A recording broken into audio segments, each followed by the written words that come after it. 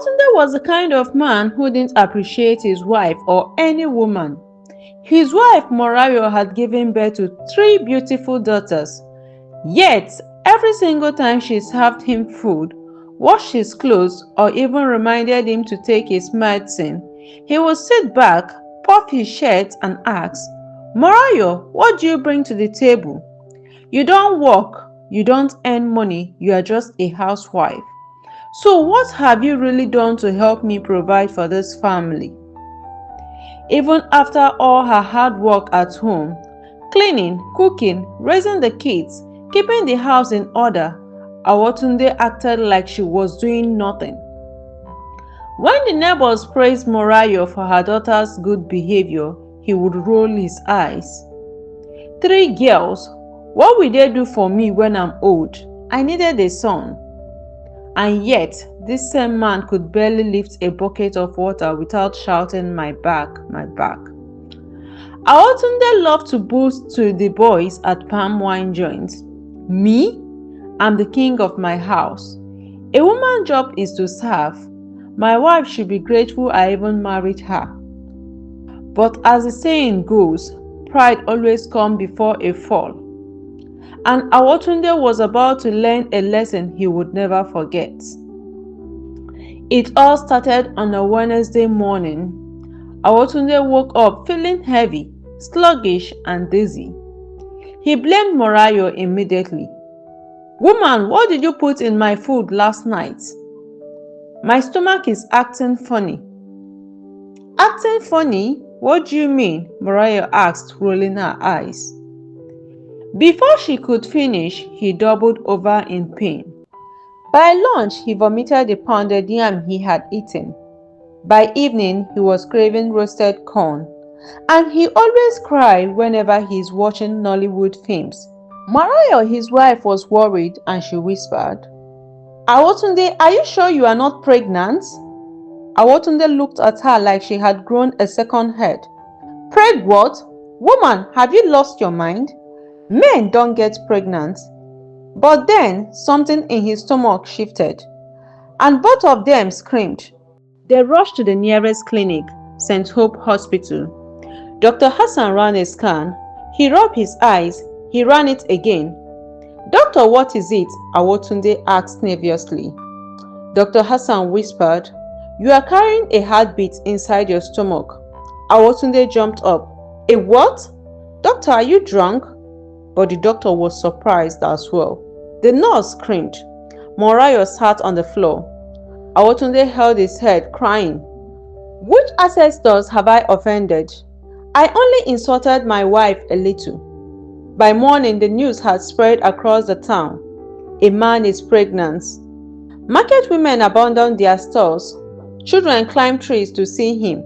Even the elders were shaking their heads. Awotunde's ego was crumbling fast. That night, Morayo reminded him, "You must tell the elders everything you did recently." Awotunde hesitated, then remembered the forbidden act. 3 weeks earlier, he had gone to cut firewood in Ijakomo's sacred forest, ignoring all warnings. "Do not touch the tall Iroko tree," the elders had said.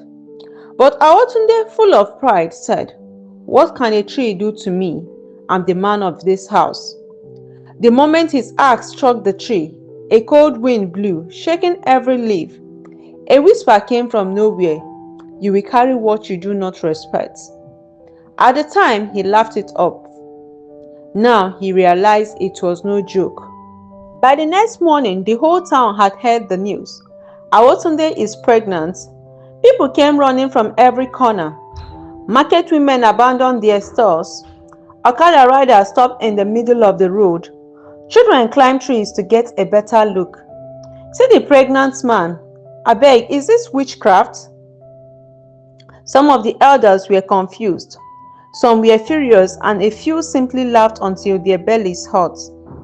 Awotunde waddled through the streets, holding his stomach like a woman in labor. He groaned loudly. "Morayo, massage my back, my waist, ash." The children shouted, "Daddy, are you going to have babies like mommy?" Awotunde waved them away. Silence, you small wahala. This is a serious business. Meanwhile, Morayo followed him quietly, shaking her head. She had never seen him so humble and scared. Even Awotunde's friends at the palm wine joint didn't know whether to laugh or cry. One of them whispered, "Na true say Awotunde don't get belle?" Another replied, "I swear if he come market today, I go buy popcorn. This one go sweet die." As the days passed, Awotunde's condition worsened. His waist grew rounder every day. His legs swelled like he had water inside. He started waddling when he walked, groaning like a pregnant woman. He cried at the sight of roasted yam. He refused to eat anything that smelled of fish. He even started taking afternoon naps, claiming pregnancy is tiring work. The neighbors couldn't help but gossip. Abeg, wetin dis man carry for belle? Maybe na spirit enter him body. Next thing, he will start craving for pineapple in the middle of the night. Morayo, though tired, decided to make light of the situation. She said, "Awotunde, now you understand what I've been carrying all these years. 3 children, housework, and you dey shout, what do you bring to the table?" Awotunde groaned loudly and muttered, "I never know pregnancy is not a small work." One stormy night, as the wind howled outside, Awotunde woke up in pain.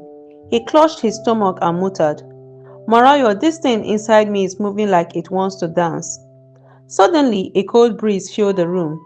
The windows rattled, the candles flickered. Then she appeared, a tall, glowing woman with white eyes, dressed in flowing robes that shimmered like water, floated beside his bed. Awotunde screamed, "Who are you? What do you want from me?" The spirit raised a hand and touched his stomach. Awotunde felt a sharp yet gentle pressure, like a warning and a lesson all in one. She spoke, "Awotunde, you have disrespected womanhood. You have insulted the very essence of life that women carry. You have laughed at your wife for what she does every day. Now you shall understand." Awotunde fell to his knees, trembling. "Spirit, please, I beg, I will never insult Morayo again. I will appreciate her every day." But the spirit shook her head. "No words are enough. You will carry the life I have planted until you learn humility. And you will feel every hardship a mother feels." And just like that, she vanished. Awotunde collapsed onto the bed, tears streaming down his face. Morayo, who had been watching silently, whispered, "Finally, humility finds you, my husband." Over the next week, Awotunde's pregnancy continued. He gained a soft belly. He started craving foods he had never eaten in his life. Fruits, soft drink, roasted corn at midnight. He even began talking to his stomach like it was his child. "Please do not kick me too hard. I'm old." Neighbors began visiting just to see him. Some brought gifts, water, fruits, and small presents for the baby. Through it all, Morayo laughed quietly to herself. She whispered, "Now my husband knows. Now the man who asked me what do you bring to the table knows the work I've done all these years, knows the struggle of carrying life. Even the children tease him. Daddy, are you going to tell your friend that you are now the mother of Awotunde?" Awotunde groaned. "Yes, I will never laugh at women again. Never." By the 5th month of Awotunde's pregnancy, the entire town had gone mad with curiosity and gossip. The chief elder Pa Olowukere called an emergency village meeting. "Awotunde," he bellowed, "you have shamed this town and disrespected the women. You will go to the shrine of the Queen Mother and return what you have taken." Awotunde groaned.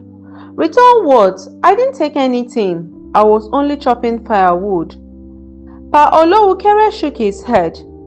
"You didn't just chop firewood, my son. You disrespected the sacred tree. Now the spirit has made you carry life. You will go to the shrine tonight and you will carry this burden properly." Morayo whispered to him, "You see, even the elders agree with me. It's time to humble yourself." Awotunde mumbled. I never knew firewood could fight back like this. The entire crowd laughed so hard. Their laughter echoed across the town. That night, Awotunde, Morayo, and few others went to the Ijakomo shrine, where the giant Iroko tree still stood. The wind blew cold. Oats hooted in rhythm with Awotunde's heartbeat. The chief priest began chanting, Queen Mother, Mother of fertility, we return what was taken. We ask for mercy. We bring your servant Awotunde to learn humility. Awotunde, holding his belly, whispered, Mommy, please don't let this baby to be too strong, oh, I beg. Morayo laughed quietly. You see, now you understand what I've been saying all these years. Carrying life is not easy. The spirit appeared again, glowing in white. She floated around him and whispered, You mocked women. You disrespected life. Now you will feel every hardship a mother faces, and you will appreciate her. Meanwhile, back in town, the villagers could hear the chanting from afar. Some whispered, Awotunde dey sweat like woman where they give birth. See him, the proud man of Awotunde, crying like a baby. The children giggled. Daddy, when your tummy go fall now, we go help you battle. Even the Palm One boys were now taking bets. The market women sent food to the shrine, fruits, roasted corn, and snacks for the pregnant man. Awotunde groaned.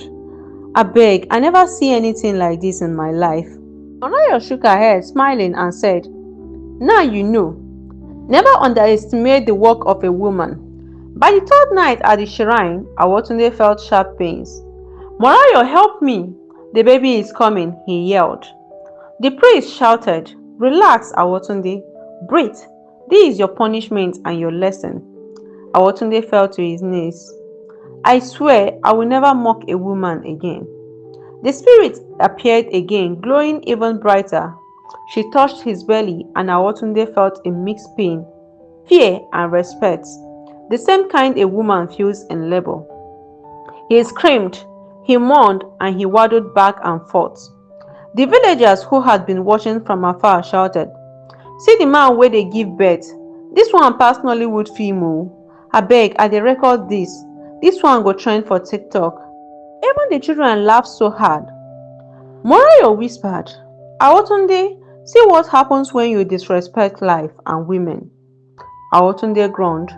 Morayo, I get your point. I get your point now. I get your point now. I understand. After what felt like eternity, the spirit spoke. Awotunde, you have learned humility. You have felt the struggles women endure.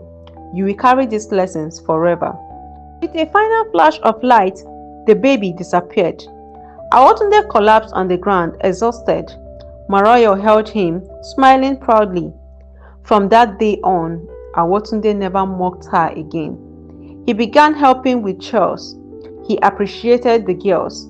He even bragged at the market. Morayo, my wife, she's the real queen of the house. The villagers laughed and celebrated the story of the pregnant man of Awotunde. And from that day, no man in that village dared to disrespect women. Thank you for listening, my friends. Kindly subscribe, like, and share for more videos.